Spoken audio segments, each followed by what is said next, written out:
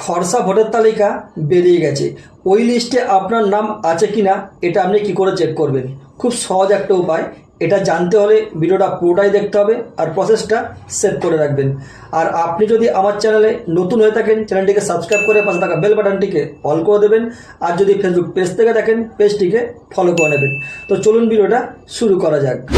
সবার প্রথম যে কাজটা করবেন, আপনার ফোনের যে প্লে স্টোর আছে ওটাকে ওপেন করবেন। প্লে স্টোর ওপেন করার পর এখানে সার্চ করবেন ইসিআই নেট, ইসিআই নেট এটা লিখে সার্চ করবেন।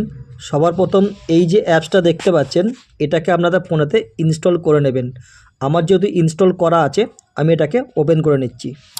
এটা ওপেন করার পর এরকম একটা পপ আপ দেখতে পাবেন, এটাকে কেটে দেবেন। এটা কেটে দেওয়ার পর এইখানে এই যে অপশানটা দেখতে পাচ্ছেন search your name in voter list, এর মধ্যে ট্যাপ করবেন। এটা ট্যাপ করার পর এখন যে কাজটা করবেন, আপনার ভোটার কার্ডে যে এপিক নাম্বার আছে ওটা এখানটা করে লিখে এটাকে সার্চ করবেন। তো আমি লিখে নিচ্ছি। এটা লেখার পর এটাকে সার্চ করে নেব। এটা ট্যাপ করার পর এরকম একটা নতুন পেজ এখানে ওপেন হয়ে যাবে।